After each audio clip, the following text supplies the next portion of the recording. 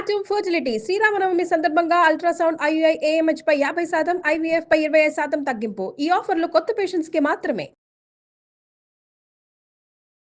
నమస్కారం, మీరు చూస్తుంది సుమన్ టీవీ. నేను మీ కీర్తి. నాతో పాటు ప్రముఖ ఆస్ట్రాలజర్ గోరుగుంట్ల సురేష్ బాబు గారు ఉన్నారు. నమస్తే సార్. కీర్తి గారు నమస్కారం అండి. నమస్తే అండి. అక్షయ తృతీయ వస్తుంది కదా, ఈ రోజు విశిష్టత గురించి, ప్రాముఖ్యత గురించి తెలుసుకుందాం. అంటే జనరల్గా కోట్లాది మందికి అక్షయ తృతీయ అనగానే షాప్కి వెళ్ళి బంగారం కొట్టుకెళ్ళి బంగారం అంతైనా తెచ్చుకోవాలి అని. బట్ దాని యొక్క విశిష్టత, ఆ రోజు ప్రాముఖ్యత మనం ఇదివరకు డిస్కస్ చేసినప్పుడు భలేగా చెప్పారండి. అంత ఎలాబొరేటెడ్గా, అంత డెప్త్గా ఎవ్వరు చెప్పలేదు నాకు ఇప్పటివరకు. సో నాతో పాటు మా సుమన్ టీవీ ప్రేక్షకులు కూడా మీ ద్వారా తెలుసుకోవాలి ఈరోజు. సో అందరికీ అక్షయ తృతీయ శుభదినం యొక్క శుభాకాంక్షలు. అందరూ ప్రతి ఒక్కరికి ఖచ్చితంగా బంగారం వీలైనంత ఎక్కువగా కొనుక్కోవాలని, ఆ బంగారం కూడా వాళ్ళు ఉన్నంత వరకు ఆ బంగారం వాళ్ళతో ఉండాలని చెప్పేసి కోరుకుంటున్నానండి. అక్షయ తృతీయ గురించి చాలా చాలా చాలా విశిష్టమైన దేశం అండి. మనకి జ్యోతిష శాస్త్రంలో మనం ఏదైతే ఫాలో అవుతాం, ఈ జ్యోతిష శాస్త్రంలో ప్రపంచంలో అత్యంత ప్రాచీనమైన సిస్టమ్ అండి. ఇప్పుడు మన ఇంగ్లీష్ క్యాలెండర్లో రకరకాల క్యాలెండర్లు చేస్తాం, డేట్లు మెజర్మెంట్ చేస్తాం. బట్ మనకు మహర్షులు ఇచ్చిన ఈ జ్ఞానం, ఈ జ్యోతిష శాస్త్రంలో క్యాలెండర్ పంచాంగం అంటారు అనమాట. ఈ టోటల్ ఇయర్ లో 4 ముఖ్యమైన విశిష్టత గల రోజులు ఉంటాయి మన టోటల్ ఇయర్ లో. అవి చాలా చాలా ఇంపార్టెంట్. ఏ రకంగా అండి? ఒకటి విజయదశమి. అంటే 9 రోజులు మనం అమ్మవారిని పూజ చేసిన తర్వాత 10వ రోజు మనకి విజయదశమి వస్తుంది. అంటే ఆ రోజున మనం ఏ పని చేసినా విజయం అవుతుంది. ఇది చాలా ఇంపార్టెంట్. రెండోది దీపావళి పండగ అమావాస్య. అప్పుడు అది అమావాస్య. జనరల్గా అమావాస్య రోజు మనం పితృదేవతలకు చేస్తాం, కానీ ఆ రోజున అమావాస్య లక్ష్మీదేవికి డెడికేట్ చేయబడిందండి. ఆ రోజు మనం అందుకని దీపావళి టైంలో కొత్త కార్లు, కొత్త బిల్డింగ్లు ఇవన్నీ కొనేస్తూ ఉంటారనమాట. వీటితో పాటు మనకి ఇంకొక డే కూడా చాలా ఇంపార్టెంట్. అది మనకి ఉగాది పండగ. ఉగాది పండగ కూడా చాలా చాలా విశిష్టమైనది. 4 బట్ ఇటందుకని చాలా చాలా ఉత్తమమైనది ఏంటంటేనండి అక్షయ తృతీయ. ఇది మనకి పంచాంగంలో ఉంటుందండి. ఈ రోజులకి మనకు తిథి, వార, నక్షత్రాలకి అసలు ఏమి సంబంధం లేకుండా ఈ 4 రోజుల్లో మనం ఎలాంటి పనైనా చేస్తే అది 10 అంతలు వృద్ధి చెందుతుంది. ఆ రకంగా ఇంపార్టెంట్. బట్ ఈ స్పెసిఫిక్ మనం విజయదశమి గురించి తెలుసుకుంటాము, తర్వాత చైత్రం మన ఉగాది గురించి ఎక్కువ మాట్లాడుకుంటాం, తర్వాత మనకి ఇంకొకటి ఏం చెప్పుకున్నామంటే దీపావళి పండుగ. అయితే వీటికి పండగలు ఉన్నాయి. దీపావళి పండుగ, విజయదశమి, తర్వాత ఉగాది పండుగ. అయితే అక్షయ తృతీయకి వచ్చేటప్పటికి మనం పండగలాగా సెలబ్రేట్ చేసేవాళ్ళం కాదు ఇంతకుముందు. అయితే ఈ షాపులు, ఈ బ్రాండెడ్ షాపులు, గోల్డ్ షాపులు వాళ్ళ పుణ్యం అని వాళ్ళ గోల్డ్ ను ప్రమోట్ చేసుకోవటానికి భాగంగా ఇది కూడా వచ్చేసి ఇది పెద్ద పాపులర్ హైలైట్ అయిపోయింది. అది ఈ క్రెడిట్ వాళ్ళకే దక్కుతుందండి. ఎందుకంటే వాళ్ళు చేయటం బట్టి మనకి ఎంతవరకు తెలిసింది. లేకుంటే పెద్ద న్యూస్ పేపర్లో అక్షయ తృతీయ స్పెషల్ డిస్కౌంట్ అది అని వేస్తే అంత ఇమేజ్ వాళ్ళు క్రియేట్ చేశారండి. అయితే అది అదేదంటే స్వామి కార్యం స్వకార్యం అన్నట్లు వాళ్ళ స్వకార్యం గురించి చేసుకున్న స్వామి కార్యం చేయడంతో వాళ్ళందరికీ బాగా పాపులర్ అయిపోయింది. ఇది ఎందుకు ఎంత విశిష్టత అని మీరు నన్ను అడిగారు అనుకోండి. ఇది మనకేం చెప్తారంటే వైశాఖ మాసం, చైత్రం తర్వాత వైశాఖ మాసం వస్తుంది. వైశాఖ మాసం విష్ణుమూర్తికి అత్యంత ప్రీతికరమైన మాసం అని చెప్పి మన భగవద్గీతలో చెప్తారు. ఇందులో తృతీయ లక్ష్మీదేవికి ఇంకా బాగా ఇష్టం. అందుకని చెప్పేసి ఆ శివుడికి మనకి విష్ణుమూర్తికి బాగా ప్రీతికరమైన ఈ మాసంలో లక్ష్మీదేవికి ఇంకా బాగా ఇష్టమైన తృతీయ రోజున కనుక మనకి అక్షయ తృతీయ అని పేరు పెడతారు. ఎందుకంటే ఇద్దరికి సంబంధించింది. ఇందులో అక్షయము అంటే డిస్ట్రాయ్ లేనిది, తరిగిపోనిది, కరిగిపోనిది, నాశనం లేనిది, ఎప్పుడు నిరాటంగా కంటిన్యూస్ గా ఉండే పనులు కానీ అక్షయ తృతీయ అని అంటారు. ఈ రోజున ఎలాంటి పనులు చేసినా కానీ ఆ పనులు ఎప్పుడు వాళ్ళతో పాటు నిరంతరంగా ఉంటాయి. అందుకని చెప్పేసి మనం మంచి పనులు చేస్తాం అనమాట. ఏమేమి మంచి పనులు ఎలా చేయాలని దానికంటే ముందు కూడా ఇది ఇప్పటిదాకా మనం ఈ యొక్క డేట్ని చెప్పుకున్నాం కదండి. మన డేట్ ప్రకారం విశిష్టత చెప్పుకున్నాం. ఇది మనకి పురాణాల్లోను, వేదాల్లోను, తర్వాత ఇంకా మనకి ఏం చెప్తారు ఉపనిషత్తుల్లో వీటి గురించి చాలా చాలా మనం చెప్పుకుంటూ ఉంటామండి అనమాట. ఈ అక్షయ తృతీయ రోజున చాలా చాలా చాలా ముఖ్యమైన పండుగలు, ముఖ్యమైన ఈవెంట్లు మనకి పురాణాలు ఇట్లో చెప్పడం జరిగింది అనమాట. అయితే ఇందులో ఒకటి ఫస్ట్ మనకి ఇది పరశురాముడు, మనకి దశావతారలాగైన రాముడు ఉంటాడు కదా, ఈయన జన్మించిన రోజు కూడా ఇదే రోజు వస్తుంది. రెండోది మనకి గంగాదేవి, మనకి భగీరథుడు భూమి మీదకి తీసుకుని వస్తూ ఉంటాడు అనమాట. ఎందుకు తీసుకొస్తాడంటే వాళ్ళ పితృదేవతలందరూ చనిపోయి స్వర్గానికి వెళ్లకుండా మధ్యలో ఉంటారనమాట. మరి వీళ్ళందరికి విముక్తి ఎలా అంటే అప్పుడు వాళ్ళు చెప్తారు, గంగా నది గనక స్నానం చేయగలిగితే వాళ్ళ పాపాలన్నీ పోతాయి అని చెప్పేసి భగీరథుడు గంగాని తీసుకొచ్చినప్పుడు ఫస్ట్ ఆ గంగ భూమిని టచ్ అయిన రోజు అక్షయ తృతీయ. అందుకని గంగ పారుతూనే ఉంటుంది, ఎప్పుడు కాగదు కదా. కరెక్ట్. అందుకని అక్షయ తృతీయ. అంతేకాదండి మనకి కృతాయుగం కూడా స్టార్ట్ అయిపోయింది. అంటే ఫ్రెష్ గా మనకేమంటారు, కృతాయుగం, త్రేతాయుగం, ద్వాపరయుగం, కలియుగం అయిపోతుంది కదా. మళ్ళా ఫస్ట్ కృతాయుగం స్టార్ట్ అవ్వాలి కదా. ఆ స్టార్టింగ్ పాయింట్ అగైన్ మనకి అక్షయ తృతీయ అని చెప్తారు. ఇంతేకాకుండా మనకి కృష్ణుడు కుచేలుడు స్టోరీ మనకి అందరికి బాగా తెలుసు. ఓకే, అందులో కుచేలుడు కూడాను ఆ శ్రీకృష్ణుడికి అటుకులు తినిపించిన ఆ ఇచ్చిన రోజు అనమాట ఇది. అందుకని చెప్పి చూడండి, కొంచెం అటుకులు దానం చేస్తే అతనికి ఐశ్వర్యం, భోగం అన్ని వచ్చేసినాయి అనమాట. ఆ రోజు కూడా అక్షయ తృతీయ అని. సో ఇన్ని చాలా ఉన్నాయండి. ఇంకా మనకేం చెప్తారంటే, మనకి మహాభారతం అందరం చదువుకుంటాము. మహాభారతంలోనే మనకి విష్ణు సహస్రనామాలని, ఆ మహాభారతంలోనే మనకి భగవద్గీత కూడా వచ్చింది ఆ మహాభారతంలో.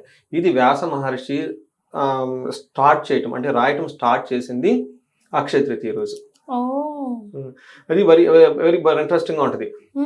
వ్యాస భగవానుడు చెప్తూ ఉంటే రాయటానికి ఒకళ్ళు కావాల్సి వచ్చారు. ఎవరు రాస్తారంటే వినాయకుడు రాస్తారు. సరస్వతి నది పక్కన నది ఒడ్డున కూర్చొని ఉంటే డిస్టర్బెన్స్ వస్తూ ఉంటే ఆయన ఏం చేస్తాడంటే ఆఫ్ చేసేస్తాడు అనమాట. అందుకని అంత పవర్ అనమాట.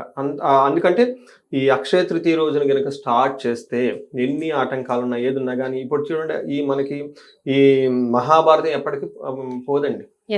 ప్రతి ఒక్కరు చదువుతుంటారు. అందుకని అంత పవిత్రమైన రోజు అంటే మనకి గోల్డ్ అనేది ఒక చిన్నదిగా మనకి అనిపిస్తూ ఉండి అది మనకి పాప్ అయిపోయింది. కానీ దీని వెనక చాలా చాలా సిగ్నిఫికేషన్స్ ఎంతో ఇంపార్టెంట్. అందులోనే జ్యోతిష శాస్త్రం చాలా చాలా హైలైట్ అయిన రోజు. మీకు ఇందాక చెప్పుకున్న విధంగా ఇది ఒక హైలైట్ చేసిన. అంతేకాకుండా ఇంకొకటి ఏంటంటే, మనకి మహాభారతంలో మనకి జోదంలో ఓడిపోయిన తర్వాత పాండవులు వనవాసంలో ఉంటారు. వాళ్ళ దగ్గరికి అంతమంది మునులు, మహర్షులు వచ్చిపోతూ ఉంటారు.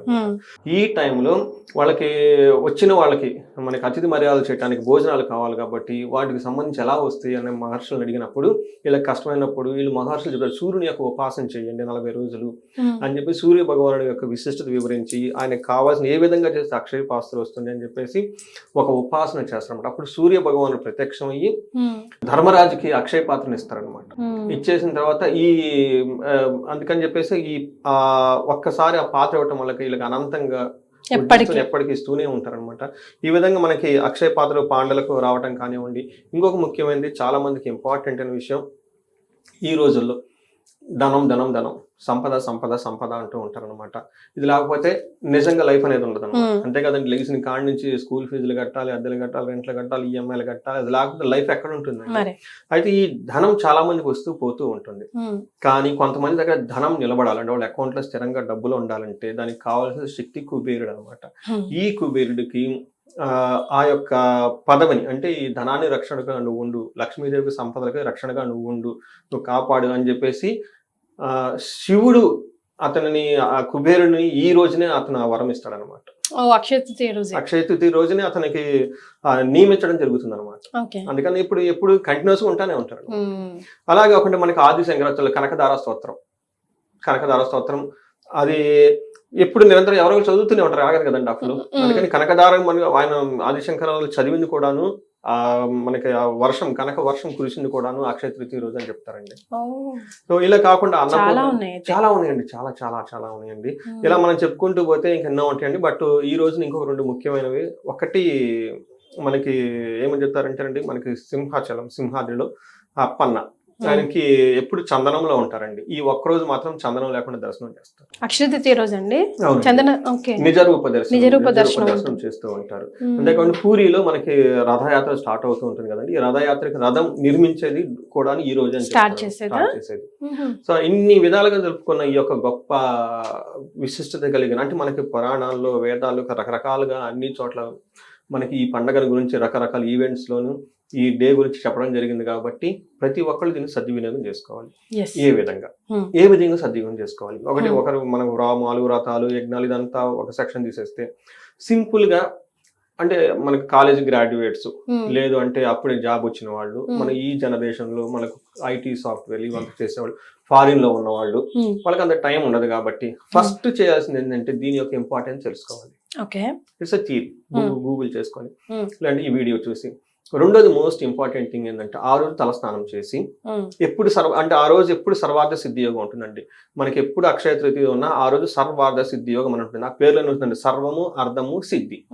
అన్ని సంపదలు, అర్థం అంటే సంపదలు, అన్ని సంపదలు సిద్ధించడానికి ఉపయోగపడిన బెస్ట్ ముహూర్తం ఇది. సో ఒకళ్ళ మందికి జాబ్ కావాలి, కొంతమంది గ్రాడ్యుయేషన్ కావాలి, కొంతమందికి పెళ్లి కాదు, కొంతమంది ఎన్నో రకరకాల బాధలు పడుతూ ఉంటారు, కోర్టు వ్యవహారాలు, అలా ఎన్ని రకాల సమస్యలు ఉన్నా కానీ ఒక సంకల్పం తీసుకోవాలి. ఒకటే, అన్నీ కాదు, అన్నీ కాదు, మల్టీ కాదు. మనకి గుళ్ళో అదే చెప్తా ఉంటారు, వాళ్ళ దగ్గర సంకల్పం లిస్ట్ ఉంటుంది, ఐశ్వర్యం, అభివృద్ధి, అధ్యర్థము, పుత్రకామ, అది అని మొత్తం అన్ని కాదు, ఒక్కటి తీసుకోండి. ఒక్కటి చాలా సింపుల్ గా ఉన్నది తీసుకొని ఫస్ట్ తలస్నానం చేసింది, ఇష్టమైన దేవత అంటే వాళ్ళ ఇంట్లో వాళ్ళు పూజించేవాళ్ళు, వాళ్ళ తల్లిదండ్రులు పూజించే వాళ్ళ దేవుళ్ళని, లేదంటే వాళ్ళకి ఇష్టమైన దేవుణ్ణి తీసుకొని, ఇష్టమైన మంత్రాన్ని తీసుకొని ఆ దేవుడికి దండం పెట్టుకొని వెరీ సింపుల్ గా బో down with humble, okay, with graceful గా ఆ దేవతని ఈ రోజు నుంచి నేను ఈ పని చేయబోతున్నాను, ఒక రిజల్యూషన్ లాగా అంటాం కదా, తీసుకుంటున్నాను, ఈ కార్యం నాకు సిద్ధించేలాగా ఆశీర్వదించండి, గైడెన్స్ కావాలి, ఈ కార్యం దానికి మనకి ఫస్ట్ గైడెన్స్ కావాలి కదా. చాలా మంది ఎందుకు ఫెయిల్ అవుతారు, గైడెన్స్ లాగా ఫెయిల్ అవుతా ఉంటారు కదా. నాకు గైడెన్స్ కావాలి, ఈ పని చేయబోతున్నా, దానికి కావాల్సిన సంపదలు నాకు ఇవ్వాలి, ఆ విధంగా మొక్కోవాలి. అంతేగా నాకు డబ్బులు కావాలి, ఇవి కావాలని కాదండి, ఇది చేయబోతున్నా దానికి డబ్బులు కావాలి, నేను గ్రాడ్యుయేట్ కావాలి, నాకు మంచి ఇంటలెక్ట్ ఇవ్వండి, ఓకే, నాకు మ్యారేజ్ కావట్లేదు, ఆ మ్యారేజ్ మార్గం నాకు చూపించండి, ఒక వరుణు చూపించండి, ఇలా అనుకోవాలి.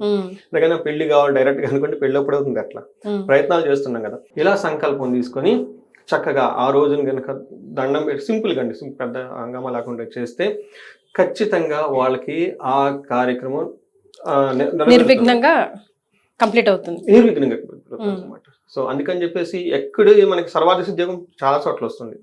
అందుకని పర్టికులర్ గా లాంగ్ రన్ లో ఉండే పనులు, అక్కడ మ్యారేజ్ రిలేటెడ్, మంచి జాబ్, లేదంటే బిజినెస్ చేస్తున్నాం, ఒక బిజినెస్ స్టార్ట్ చేయబోతున్నాం, అందులో కంటిన్యూస్గా లాభాలు రావాలి, లేదంటే ఒక ఇంటికి సంబంధించిన బంగారం కొనుక్కోవాలనుకుంటున్నాం, కంటిన్యూస్గా మన దగ్గర ఉండాలి, మంచి పనులు మన దగ్గర ఉండాలి, దాన ధర్మాలు చేయాలి, ఏదైనా కన్స్ట్రక్షన్ 10 మందికి ఉపయోగపడే పనులు చేయాలి, ఇలాంటి కనుక స్టార్ట్ చేస్తే అవి నిరంతరంగా ఎక్కడ ఆగకుండా వీళ్ళకి కంప్లీట్ అయ్యి దానికి సంబంధించిన కీర్తి ప్రతిష్టలు, ధనము, అన్ని సంపద వచ్చేస్తాయండి. Right. So yeah, Akshaya Tritiya అంటే బంగారం కొనాలి, దాన ధర్మాలు చేయాలి, మహా అంటే అంతవరకే తెలుసు. కానీ ఎన్నో మంచి కార్యక్రమాలు మన సనాతనంలో ఈ రోజే మొదలయ్యాయి కదండి, అది మీ మాటల ద్వారా తెలుసుకున్నాం. ధన్యవాదాలండి. ధన్యవాదాలు.